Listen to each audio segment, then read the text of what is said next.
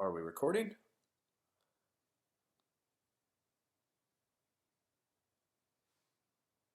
I think we are. Okay, my name is Peter Max Lawrence, and I went to City College of San Francisco, and I'm answering a few questions with concern to my work being shown on EATV. And I'll just answer them in order, and hopefully this will be a usable take. Apologies for the circumstances. I'm not in my studio right now. I'm traveling, and I am trying to hydrate with some water. Okay, so when did you begin taking classes at City College of San Francisco? If I remember correctly, I started in the fall of 2003, and I was there for approximately on and off for about 3 years, and then I went to San Francisco Art Institute. So yeah, I was definitely in the film department from 2003 to sometime in 2006, I think. Did you complete a certificate or plan to complete one? And if so, which one did you choose? Well, again, I was in the film department, so cinema, and I was there when they were still teaching on Super 8 and 16 millimeter, and if you were really fancy, I think you could go out and edit on 35. I did not have the funds for that, but I barely was able to shoot on 16 millimeter. But yeah, I'm going tangential here.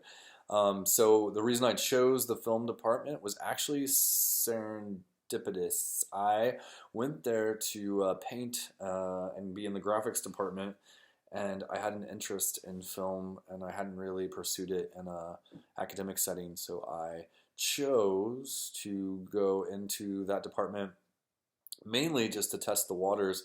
And honestly, I think within the first semester, I completely switched over and dedicated most of my time to making, working on a project, which we'll get to, and then focusing on learning techniques for both video and film. So, all right, what project did you do for a class that you're most proud of? Oh, there was the tangent, or I'm sorry, the segue.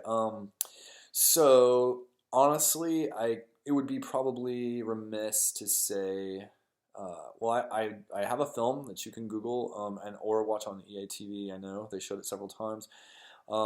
Queer in Kansas, which was a film, video film, performance art, experimental documentary that I started at CCSF, and then later went on to show not at Frameline and as well Mix Festival in New York, as well as all over the world, quite frankly. And honestly, I made that film probably in 2005, and it has been showing in some sort of exhibition or festival, I would say at least 4 or 5 times a year since. So, not to brag, but I am pretty happy with it.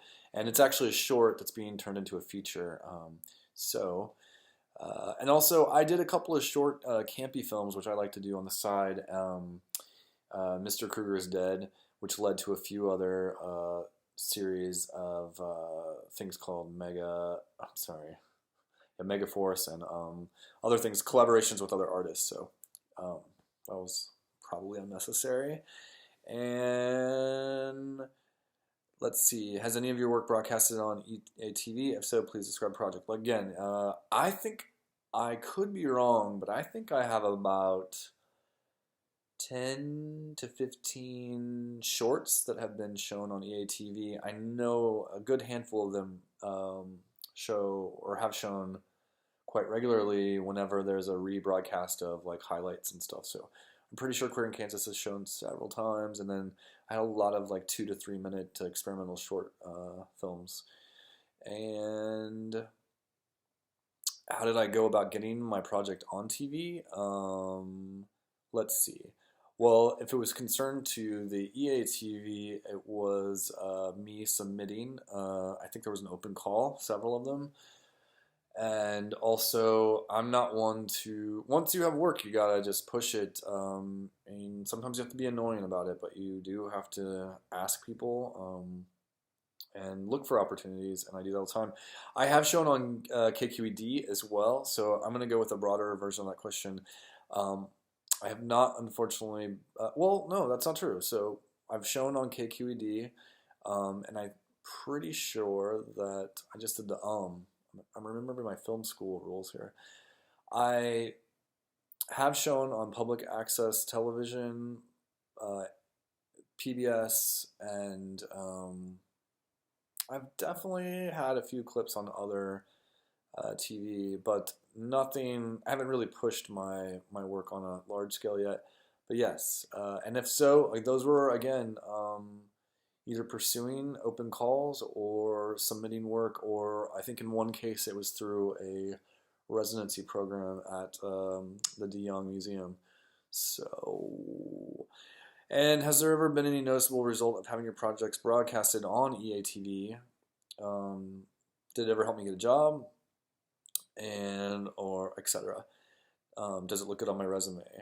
Yes. Okay. So for sure, with concern to work, unfortunately, your resume is very important. Your reel is important, sometimes more important, obviously, because the work that you make is needs to be quality.